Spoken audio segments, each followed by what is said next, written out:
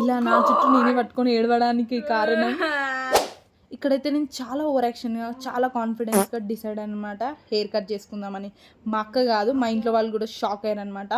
ఎందుకే అవసరమా అంటే, లేదు నేను ఇప్పుడు కట్ చేసుకోవాలి, నాకు కొంచెం న్యూ లుక్ కావాలి, న్యూ హెయిర్ స్టైల్ చేసుకుందాం అనుకుంటున్నాం.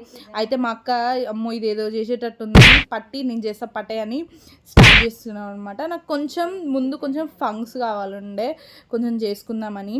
లేదు నేను కట్ చేసుకుంటా అంటే, లేదు నేను కట్ చేస్తాను అనుకుంటే ఇద్దరం గొడవ పడుతూ ఇక పట్టుకొని స్టార్ట్ చేసినాం అనమాట హెయిర్ కట్ చేయడం. జస్ట్ ఫ్రంటే కట్ చేసుకుందాం అనుకుంటున్నా, అందుకనే ఇక ముడేసుకున్నా అనమాట. మా అక్కనైతే మంచిగా హెయిర్ కట్ చేస్తుంది అనమాట. సో ఇక స్టార్ట్ చేసినాం. దాన్ని కొంచెం ట్విస్ట్ చేసి కట్ చేస్తున్నాం అనమాట. కొంచెం ఇట్లా కర్ల్ లాగా ఇట్లా వస్తుంది ముందు.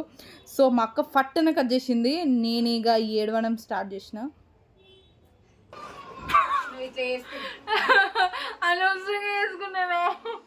మీరు అనుకోవచ్చు ఈమెనే కట్ చేసుకుందాం అనుకుంది మళ్ళీ ఎందుకు ఏడుస్తుందని. ఎందుకో సడన్గా నాలుగున అట్లా సడన్గా చూసుకోగానే ఎందుకో నాకు అంత నచ్చలేదు. అండ్ నేనైతే నా లోపల ఉన్న ఆత్మకి నేను చెప్పుకున్నాను అనమాట బాగుందని. అండ్ మా అక్క అండ్ ఇంకో మా సిస్టర్ చెప్తూనే ఉంది బాగున్నావు, మంచిగా ఉంది లుక్ అని. మెల్లమెల్లగా చూసుకునే కానీ నాకు నేను క్యూట్ అనిపించిన. ఓకే మీరు చెప్పండి ఈ లుక్ నాకు ఎట్లుందో.